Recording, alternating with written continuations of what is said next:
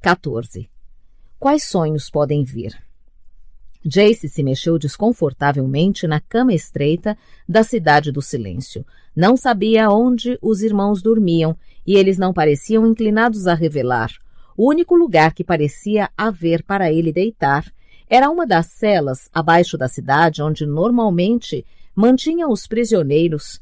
Deixaram a porta aberta para que ele não se sentisse tanto como se estivesse preso, mas o lugar não poderia ser qualificado como agradável nem com muito esforço.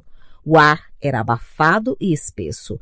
Jace tinha tirado a camisa e deitado por cima das cobertas apenas de jeans, mas ainda estava com muito calor.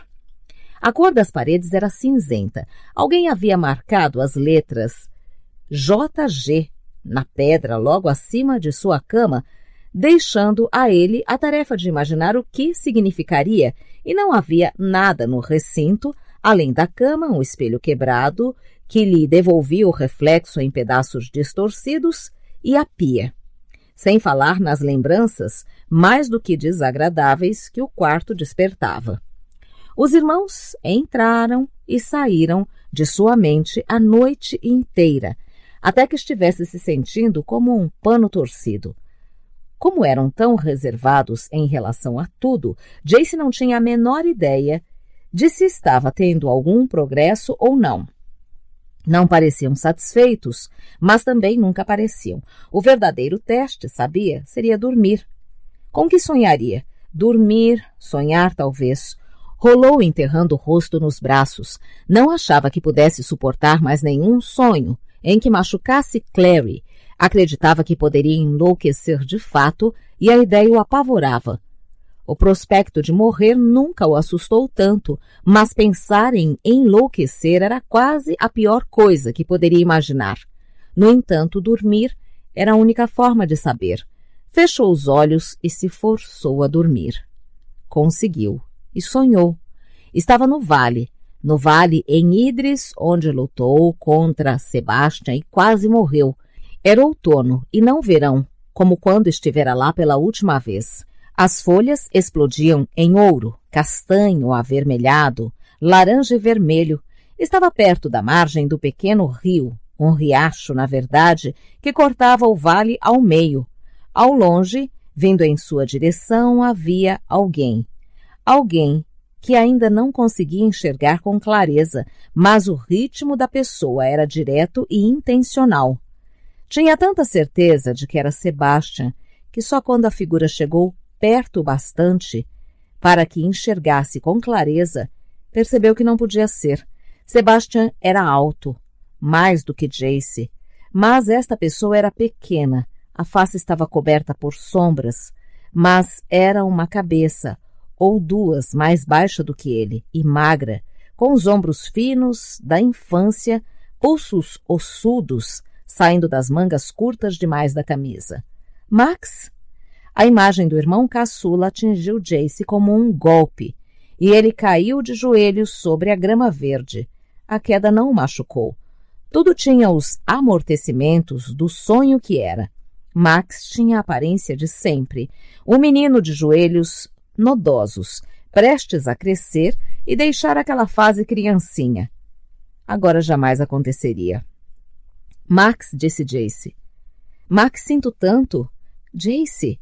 Max continuou onde estava. Uma lufada de vento soprou e levantou os cabelos castanhos do rosto do menino. Os olhos, por trás dos óculos, mostravam-se muito sérios. Não estou aqui por minha causa, disse. Não estou aqui para assombrá-lo ou fazer com que se sinta culpado. Claro que não está, disse uma voz na mente de Jace. Max apenas o amou sempre e admirou, o achava maravilhoso. Os sonhos que vem tendo, disse Max, são recados. Os sonhos são influência de um demônio, Max. Os irmãos do silêncio disseram. Estão errados, interrompeu Max. Só restaram poucos deles agora e seus poderes estão mais fracos do que costumavam ser. Estes sonhos querem dizer alguma coisa. Você interpretou errado. Não estão mandando machucar Clary. Estão avisando de que já está machucando. Jace balançou a cabeça lentamente. Não entendo. Os anjos me mandaram para conversar com você, porque eu conheço, disse Max, com a voz infantil clara. Sei como é com as pessoas que ama e jamais as machucaria intencionalmente, mas ainda não destruiu toda a influência de Valentim em você. A voz dele sussurra e você acha que não ouve, mas ouve. Os sonhos estão afirmando que até matar essa parte de você não pode ficar com Clary. Então a matarei, disse Jace. Farei o que precisar, só me diga como. Max deu um sorriso luminoso e entregou alguma coisa que trazia na mão, uma adaga de cabo prateado. Aquela de Stefan Erondale, a que estava na caixa. Jason reconheceu de cara. Pegue isto, instruiu Max. E volte-a contra si mesmo. A parte de você que está comigo no sonho tem que morrer. O que restará depois estará purificado. Jace pegou a faca. Max sorriu. Ótimo. Muitos de nós, aqui do outro lado, nos preocupamos com você. Seu pai está aqui. Valentim não. Seu verdadeiro pai, ele me disse para orientá-lo a usar isto. Cortará tudo que há de podre na sua alma. Max sorriu como um anjo e Jace virou a faca contra si, com a lâmina para dentro. Então, no último segundo, hesitou. Era próximo demais do que Valentim havia feito com ele. Perfurando-o no coração, pegou a lâmina e fez uma incisão no antebraço direito, do cotovelo ao pulso. Não sentiu dor. Trocou a faca para a mão direita e fez o mesmo com o outro braço. Sangue explodiu dos longos cortes nos braços, de um vermelho mais brilhante do que sangue de verdade. Sangue da cor de rubis. Derramou-se por seus braços e pingou na grama. Ouviu Max respirar suavemente. O menino se curvou e tocou o sangue com os dedos da mão direita. Quando os levantou, brilhavam escarlates. Deu um passo na direção de Jace e depois mais um. Perto assim, Jace enxergava claramente o rosto de Max, a pele infantil sem poros, a transparência das pálpebras, os olhos. Jace não se lembrava dos olhos dele serem tão escuros. Max colocou a mão no peito de Jace, logo acima do coração, e com o sangue começou a traçar um desenho, um símbolo, um que Jace nunca tinha visto, com cantos que se sobrepunham em ângulos estranhos na forma. Quando terminou, Max apoiou a mão e recuou, a cabeça inclinada para o lado, como um artista examinando seu trabalho mais recente. Uma pontada de agonia passou por Jace de repente. Parecia que a pele do peito estava queimando. Max ficou olhando, sorrindo, flexionando a mão sangrenta. Dói, Jace Lightwood, disse, e a voz não era mais a de Max, mas algo diferente, alto, rouco e familiar. Max, sussurrou Jace. Como causou dor, também deve recebê-la, disse Max, cujo rosto havia começado a brilhar e mudar. Como causou pesar, também deve senti-lo. Agora é meu. Jace Lightwood é meu. A dor cegava. Jace se encolheu para a frente, com as mãos fechadas sobre o peito, e caiu na escuridão. Simon estava sentado no sofá, o rosto nas mãos, a mente em alvoroço. É minha culpa, disse. É como se tivesse matado Maureen enquanto bebia o sangue. Está morta por minha causa. Jordan esparramou-se na poltrona diante dele. Estava de jeans e uma camiseta verde sobre uma blusa térmica, com buracos nos punhos. Colocou os polegares neles e começou a esgarçar o tecido. A medalha de ouro do Praedor Lupus que tinha no pescoço brilhava. Ah, vai, falou. Você não tinha como saber. Ela estava bem quando a coloquei no táxi. Estes caras devem ter pegado e matado ela mais tarde. Simon estava tonto. Mas eu a mordi. Ela não vai voltar, certo? Não vai ser vampira. Não. Qual é? Você sabe estas coisas tão bem quanto eu. Teria que ter dado um pouco de sangue para que ela se tornasse vampira. Se ela tivesse bebido o seu sangue e depois morrido, sim, estaríamos no cemitério vigiando. Mas não bebeu, digo. Presumo que fosse se lembrar de algo assim. Simon sentiu um gosto amargo de sangue no fundo da garganta. Eles acharam que ela fosse minha namorada, falou. Avisaram que a matariam se eu não aparecesse, e quando não fui, cortaram a garganta dela. Deve ter passado o dia esperando, imaginando se eu apareceria, torcendo para que aparecesse. Seu estômago embrulhou, e ele se curvou, arfando e tentando não vomitar. Disse Jordan, mas a pergunta é quem são eles? Fixou os olhos em Simon. Acho que também seja a hora de ligar para o instituto. Não amo os caçadores de sombras, mas sempre soube que têm arquivos incrivelmente completos. Talvez consigam alguma coisa com o endereço do bilhete. Simon hesitou. Vamos, disse Jordan. Você faz um monte de troço para eles. Deixe que façam alguma coisa por você. Simon deu de ombros e foi buscar o telefone. Voltando para a sala, discou o número de Jace. Isabelle atendeu no segundo toque. Você de novo, desculpe, respondeu Simon, sem jeito. Aparentemente, o interlúdio no santuário não a suavizara tanto quanto esperava. Estava procurando a Jace, mas suponho que possa falar com você. Um amor, como sempre, disse Isabelle. Pensei que ele estivesse com você. Não. Simon sentiu um ligeiro desconforto. Quem disse? Clary, respondeu. Talvez estejam se escondendo juntos ou coisa do tipo. Não parecia preocupada, o que fazia sentido.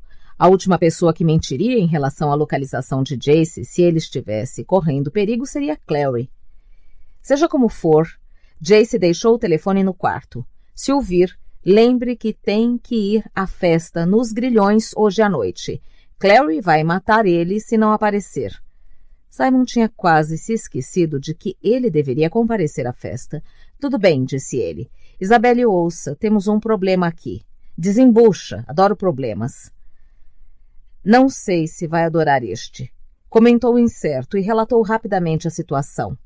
Ela se espantou ligeiramente na parte em que ele falou sobre ter mordido Maureen, e Simon sentiu a garganta apertar. Simon, sussurrou ela. Eu sei, disse miseravelmente. Acha que não sinto muito? Lamento além da conta. Se tivesse matado ela, teria transgredido a lei. Seria um criminoso. Eu teria que te matar, mas não matei. Falou, a voz tremendo um pouco. Não fiz isso. Jordan jura que ela estava bem quando a pôs no táxi, e o jornal diz que a garganta dela tinha sido cortada. Não fui eu que fiz isso. Alguém fez para me atingir. Só não sei por quê. Ainda não terminamos com esse assunto. A voz soou severa. Mas primeiro vá buscar o bilhete que deixaram. Leia para mim. Simon obedeceu e foi recompensado ao ouvir Isabelle inspirando profundamente. Achei que o endereço fosse soar familiar, falou. Foi lá que Clary me mandou encontrá-la ontem. É uma igreja ao norte da cidade, a sede de alguma espécie de seita de adoração demoníaca. O que uma seita de adoração demoníaca iria querer comigo? Perguntou Simon e recebeu um olhar curioso de Jordan, que só estava escutando metade da conversa. Não sei. Você é um diurno, tem poderes incríveis, será alvo de lunáticos e praticantes de magia negra. É assim que as coisas são. Isabelle, pensou Simon, podia ter sido um pouco mais solidária. Vai à festa nos Grilhões, certo? Podemos nos encontrar lá para discutirmos os próximos passos. E contarei para minha mãe sobre o que está acontecendo com você. Já estão investigando a igreja de Taunton. Então podem acrescentar este detalhe às informações. Pode ser, disse Simon. A única coisa que queria agora era ir a uma festa. E leve Jordan, orientou ela. Um guarda-costas não fará mal. Não posso fazer isso, Maya vai estar lá. Eu falo com ela, disse Isabelle. Soava mais confiante do que Simon estaria no lugar dela. Nos vemos lá. E desligou. Simon voltou-se para Jordan, que estava deitado no futon, com a cabeça apoiada em uma das almofadas. Quanto da conversa você escutou? O suficiente para entender que vamos à festa, respondeu Jordan. Soube da festa nos Grilhões. Não estou no banco de Genelrey, então não fui convidado. Sendo assim, acho que vai ter que ir como meu acompanhante. Simon guardou o telefone de volta no bolso. Sou seguro bastante quanto à minha masculinidade para aceitar isso, disse Jordan, mas é melhor arrumarmos alguma roupa legal para você, gritou, enquanto Simon voltava para o quarto. Quero que esteja bonito. Há muitos anos, quando Lord Island City era um centro industrial, e não uma vizinhança da moda cheia de galerias de arte e cafés, os Grilhões eram uma fábrica têxtil. Agora tratava-se de uma casca de tijolos cujo interior fora transformado em um espaço vago, porém lindo. O chão era feito de quadrados de aço sobrepostos e vigas finas de aço adornavam um teto, enroladas com cordas de pequenas luzes brancas. Escadas de ferro ornamentadas subiam em espiral até passarelas decoradas com plantas suspensas. Um enorme teto de vidro abria-se para o céu noturno. Tinha até um terraço construído sobre o East River, com uma vista espetacular da 59th Street Bridge, que se erguia, estendendo-se do Queens para Manhattan, como uma lança de gelo metálico. O bando de Luke tinha caprichado na arrumação do local. Havia vasos metálicos enormes, artisticamente posicionados, com flores marfim de caules longos e mesas cobertas com panos brancos arrumadas em um círculo ao redor de um palco onde um quarteto de cordas de lobisomens tocava música clássica. Clary não conseguia deixar de desejar que Simon estivesse ali. Tinha certeza de que ele acharia que quarteto de cordas de lobisomens seria um bom nome para uma banda. Clary foi de mesa em mesa, arrumando coisas que não precisavam ser arrumadas, mexendo em flores e alinhando talheres que não estavam tortos. Apenas alguns convidados já tinham chegado e ela não conhecia nenhum. Sua mãe e Luke estavam perto da porta recebendo as pessoas e sorrindo, com Luke parecendo desconfortável de terno e Jocelyn radiante em um vestido azul feito sob medida. Após os eventos dos últimos dias, era bom ver a mãe feliz, apesar de Clary não poder evitar imaginar quanto era real e quanto era a aparência. Havia uma certa rigidez na boca de Jocelyn que deixou Clary preocupada. Estava realmente feliz ou apenas sorrindo por cima da dor? Não que Clary não soubesse como a mãe estava se sentindo. Independentemente do que se passasse, não conseguia tirar Jace da cabeça. O que os Irmãos do Silêncio estavam fazendo com ele? Será que conseguiam consertar o que quer que houvesse de errado com ele? Bloquear a influência demoníaca? Passar a noite anterior em claro, olhando para a escuridão do quarto e se preocupando, até literalmente passar mal. Mais do que qualquer outra coisa, queria que ele estivesse ali.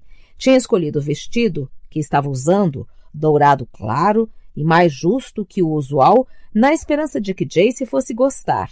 E agora ele não a veria usando-o.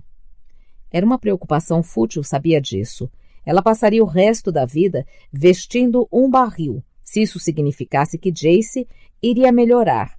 Além do mais, ele vivia dizendo o quanto ela era linda e nunca reclamava do fato de que usava mais jeans e tênis do que qualquer outra coisa, mas tinha achado que ele gostaria do vestido. Diante do espelho mais cedo, quase se sentiu linda. A mãe sempre dissera que ela própria tinha florescido tarde, e Clary, olhando para o próprio reflexo, ficou imaginando se a mesma coisa aconteceria com ela. Mas não era mais lisa como uma tábua. Aumentara um número do sutiã no último ano. E se apertasse bem os olhos, acreditava que dava para ver, sim, definitivamente. Eram quadris. Tinha curvas, pequenas, mas tinha que começar em algum lugar. Usou poucas joias. Levantou a mão e tocou o anel Morgenstein na corrente em torno do pescoço. Tinha colocado novamente pela primeira vez em dias naquela manhã. Acreditava se tratar de um gesto silencioso de confiança em Jace, uma forma de demonstrar lealdade, independentemente de ele saber ou não. Decidiu que o usaria até vê-lo novamente. Clarissa Morgenstein, disse uma voz suave sobre seu ombro. Clary se virou surpresa. A voz não era familiar. Havia ali uma menina alta e magra que parecia ter mais ou menos 20 anos. A pele era branca como leite, marcada com veias verde claras como seiva, o mesmo tom dos cabelos louros, os olhos eram azuis como bolas de gude e estava com um vestido azul tão fino que Clary concluiu que devia estar morrendo de frio. A lembrança surgiu lentamente das profundezas. Callie, disse Kelly, reconhecendo a garçonete fada do táxi, que serviu a ela e aos Lightwood em mais de uma oportunidade. Uma faísca fez com que lembrasse que houvera indícios de que Callie e Jace já tinham tido algum envolvimento, mas isto parecia tão insignificante diante dos acontecimentos que não conseguiu se importar. Não sabia. Conhece Luke? Não me confunda com uma convidada neste evento, disse Callie, a mão esguia fazendo casualmente um gesto de indiferença no ar. Milady me enviou para encontrá-la, não para participar das celebrações. Olhou curiosa por cima do ombro, os olhos inteiramente azuis brilhando, mas não sabia que sua mãe estava se casando com um lobisomem. Clary ergueu as sobrancelhas. E daí? Callie a olhou da cabeça aos pés com um ar entretido. Milady disse que você era um tanto dura, apesar de pequena. Na corte, seria menosprezada por ter uma estatura tão baixa. Não estamos na corte, disse Clary, e não estamos no táxi, o que quer dizer que você veio até mim. O que significa que tem 5 segundos para dizer o que a rainha Sally quer. Não gosto muito dela e não estou com humor para os joguinhos de Milady. Callie apontou um dedo fino e de unha verde para a garganta de Clary. Milady pediu para perguntar, disse, por que usa o anel Morgenstern? É em reconhecimento ao seu pai? A mão de Clary foi para a garganta. Por Jace. Porque ele me deu, disse, antes que pudesse se conter e em seguida se arrependeu silenciosamente. Não era sábio revelar mais do que o necessário à rainha Sally. Mas ele não é um Morgenstern, disse Kelly. Ele é um Erundale, eles têm o próprio anel, uma estampa de garças e não estrelas matutinas. E não combina mais com ele, uma alma que voa como um pássaro e não caindo como Lúcifer. Callie, disse Clary entre dentes. O que a rainha Sally quer? A menina fada riu. Ora, falou, apenas lhe dar isto. E entregou alguma coisa. Um pequeno pingente de sino de prata, com um arco na ponta, que permitia que fosse pendurado em uma corrente. Quando Callie esticou a mão, o sino soou leve e doce, como a chuva. Clary recuou. Não quero presentes da sua dama, disse, pois eles vêm carregados de mentiras e expectativas. Não vou dever nada à rainha. Não é um presente, afirmou Callie impaciente. É uma forma de convocação. A rainha lhe perdoa por sua teimosia de mais cedo. Espera que em breve vá querer a ajuda dela. Está disposta a oferecer se decidir solicitar. Basta tocar este sino. E um empregado da corte virá e a levará até ela. Clary balançou a cabeça. Não vou tocá-lo. Callie deu de ombros. Então, não lhe custará nada aceitá-lo. Como se estivesse em um sonho, Clary viu a própria mão se esticar e os dedos pairarem sobre o sino. Faria qualquer coisa para salvá-lo, disse Callie, a voz fina e doce, como o toque do sino, qualquer que fosse o preço, independentemente do que pudesse dever ao inferno ou ao céu. Não faria? Lembranças de vozes tocaram como música na cabeça de Clary. Já parou para pensar que inverdades podem haver no conto que sua mãe contou, mas que serviam a algum propósito? Realmente, acha que conhece todos os segredos do seu passado? Madame Doroteia disse a Jace que ele se apaixonaria pela pessoa errada. Não está além de qualquer salvação, mas será difícil.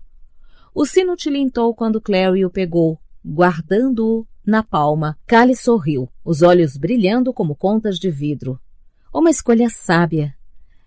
Clary hesitou, mas antes que pudesse devolver o sino à menina fada, Ouviu alguém chamar seu nome e se virou para ver a mãe abrindo caminho pelas pessoas em direção a ela. Girou rapidamente outra vez, mas não se surpreendeu ao constatar que Callie já tinha se retirado, sumindo pela multidão como bruma queimando rapidamente ao sol da manhã.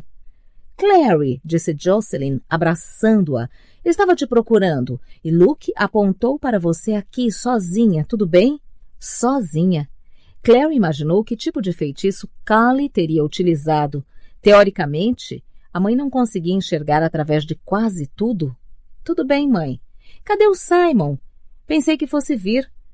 Claro que pensaria em Simon primeiro, pensou Clary, e não em Jace, apesar de que, teoricamente, Jace iria e, como namorado dela, provavelmente chegaria cedo. Mãe, disse e em seguida deu uma pausa. Acha que algum dia vai gostar de Jace?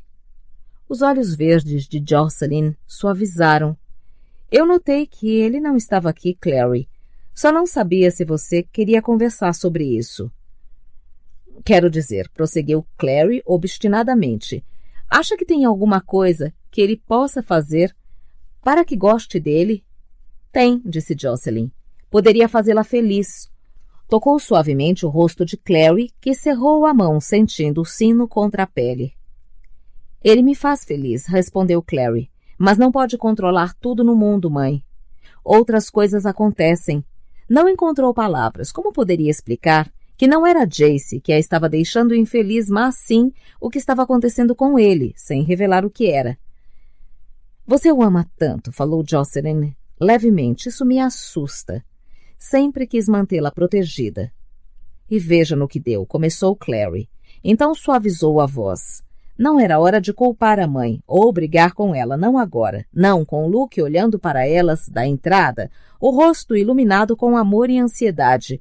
Se pelo menos o conhecesse, disse um pouco desamparada. Mas suponho que todo mundo diga isso sobre o próprio namorado. Tem razão, concordou Jocelyn, surpreendendo-a. Não conheço, não de verdade. Olhando, ele me lembra um pouco a mãe, de alguma forma. Não sei por quê. Ele não se parece com ela, exceto pelo fato de que também era linda e tinha aquela vulnerabilidade terrível que ele tem. Vulnerabilidade. Clary estava estarrecida. Nunca pensou que ninguém, além dela, pudesse achar Jace vulnerável. Assim, disse Jocelyn. Eu queria detestá-la por tirar Stephen de Amates, mas era impossível não querer proteger Celine. Jace tem um pouco disso. Soava perdida em pensamentos. Ou talvez seja o fato de coisas belas serem tão facilmente quebradas pelo mundo. Abaixou a mão. Não importa. Tenho minhas lembranças com as quais brigar. Mas são minhas lembranças. Jace não deveria ter que suportar o peso delas. Mas diga uma coisa. Se ele não te amasse como ama, e isso fica estampado no rosto dele cada vez que te olha, não o toleraria nem por um segundo. Então mantenha isso em mente quando ficar irritada comigo. Com um sorriso e um carinho na bochecha, dispensou os protestos de Clary de que não estaria irritada e voltou para perto de Luke com um último apelo para que Clary se misturasse e tentasse socializar. Clary assentiu e não disse nada, olhando para a mãe enquanto se retirava e sentindo o sino queimando no interior da mão, onde o apertava, como a ponta de um fósforo aceso. A área em torno dos grilhões era composta essencialmente de armazéns e galerias de arte, o tipo de vizinhança que esvaziava à noite. Então Simon e Jordan não demoraram muito para encontrar uma vaga. Simon saltou da picape e constatou que Jordan já estava na calçada fitando-o com um olhar crítico. Simon não tinha levado consigo nenhuma roupa chique quando saiu de casa, não tinha nada mais arrumado do que uma jaqueta que outrora pertencera a seu pai. Então ele e Jordan haviam passado a tarde no West Village, procurando uma roupa decente.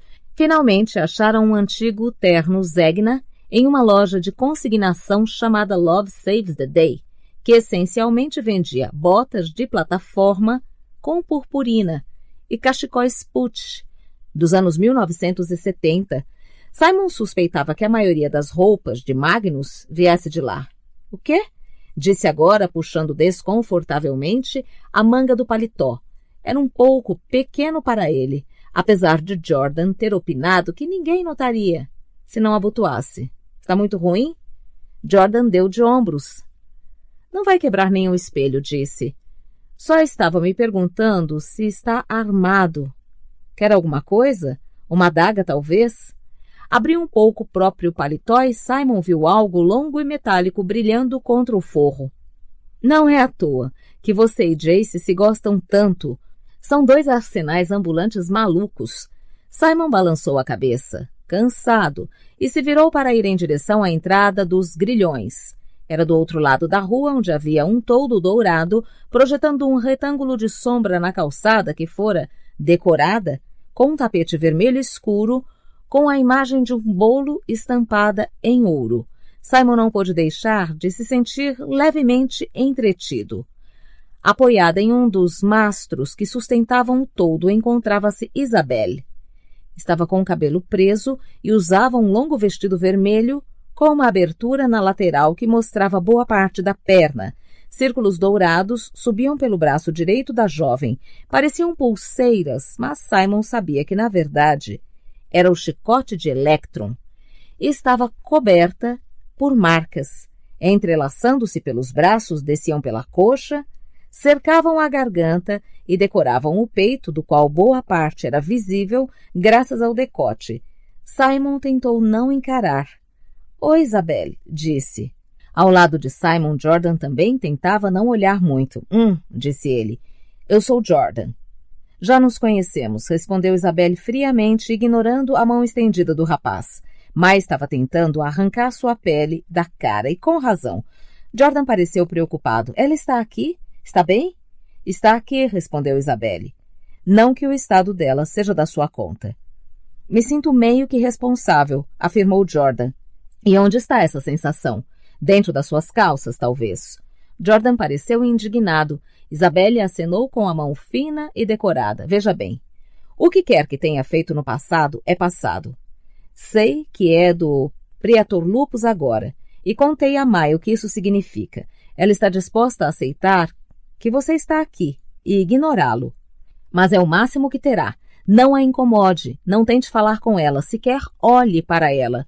Ou o dobrarei ao meio tantas vezes que vai acabar parecendo um pequeno origami de lobisomem. Simon deu uma risada. Pode rir. Isabelle apontou para ele. Ela também não quer falar com você. Então, apesar de ela estar totalmente gata hoje, se eu gostasse de meninas, iria a fundo. Nenhum dos dois está autorizado a falar com ela. Entenderam? Assentiram, olhando para os próprios sapatos, como alunos que acabaram de receber advertências. Isabelle afastou-se do mastro. Ótimo, vamos entrar.